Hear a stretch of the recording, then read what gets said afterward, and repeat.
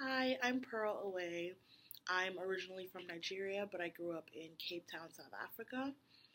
Um, I go to the University of Southern California. And yeah, so the first question is what is your gift to the world?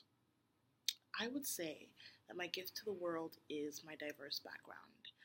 I was born in Nigeria and I lived there for 3 years. When I was three, I moved to Germany, where I went to a public German school. And then 4 years after that, I moved to Cape Town, South Africa. And I lived there ever since. But I went to an American international school in Cape Town. And I was surrounded by all different nationalities because there were people from all the continents at that school. And I feel like this has given me sort of a worldly view on things because a lot of the times when you grow up in a um, closed-minded surroundings, have you have never really had your views been challenged before, or you've never really thought of things in different ways because they haven't been introduced to you that way because everyone around you feels the same way about things. But when you grow up in such an international environment, you are constantly being challenged. Your views are people constantly have different opinions from you. They have different backgrounds. And it drove me to really figure out what exactly it is I believe. And I feel like this is a gift to the world because when I'm in a conversation with someone or just in my life in general, I'm able to share things that come in a different perspective from what people might think. So I think that just my worldly view on things and my ability to be sort of objective because I've had so many different opinions around me is a gift to the people that I interact with. Another one I would say is strong is my compassion, my really easy ability to feel compassion and sympathy. I think it's a gift because with a lot of the issues going around in the world right now, it's very easy to just block yourself out and not get involved because they're not directly affecting you. But when you feel compassion so easily and sympathy so easily in the way that I do, it drives you to be proactive in getting involved because it almost feels as though that you are the one feeling these things, even though it's not happening to you. So I would say that's another gift that I have to the world. The next question is, when have I been dishonest? Okay, I've actually been dishonest recently and I hate this situation, but I'm going to tell it anyway. So I'm really interested in cinema and cinematic arts, making movies.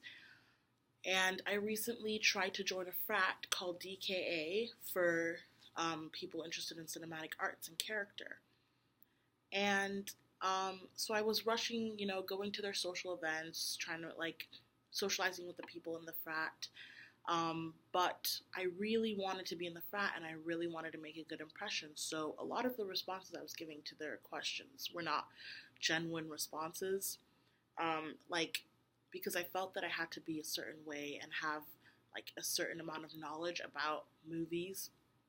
Sometimes they would talk about movies that I haven't even watched, and I would kind of just pretend like I've watched them, which was dishonest.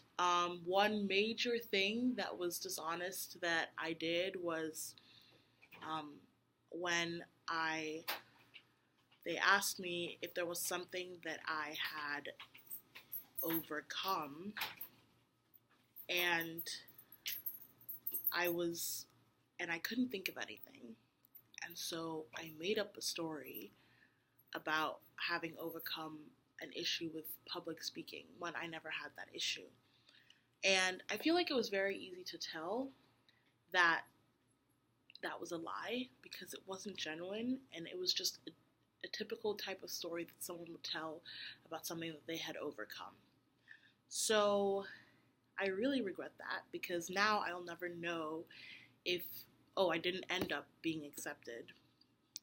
And now I will never know if it was I genuinely, because I genuinely didn't fit with what the criteria was, or because my fake self that I kind of presented to them was not good enough. And if that's the case, then I really wouldn't know if I had showed my true self if I would have ever gotten into the frat.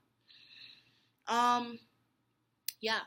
So the third question is about Tel Aviv. Now,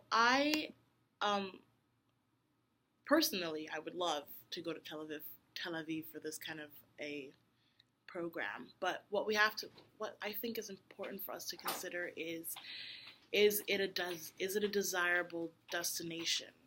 So,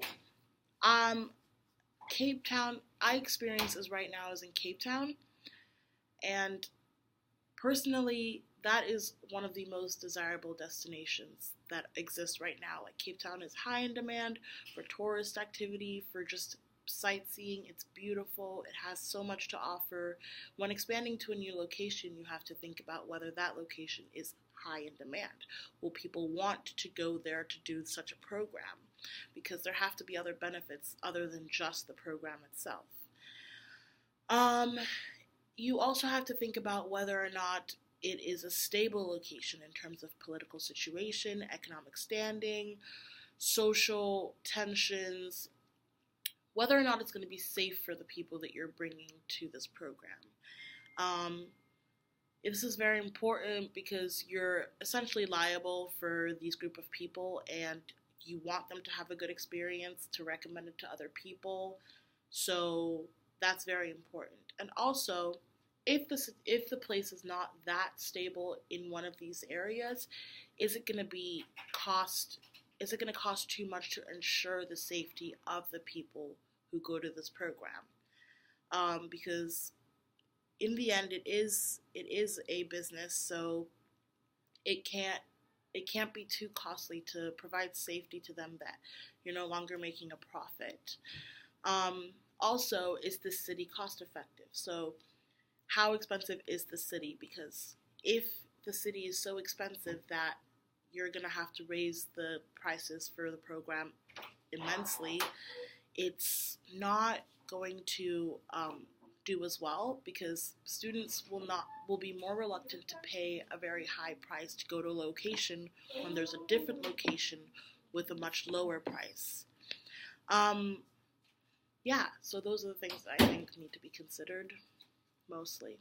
Thank you.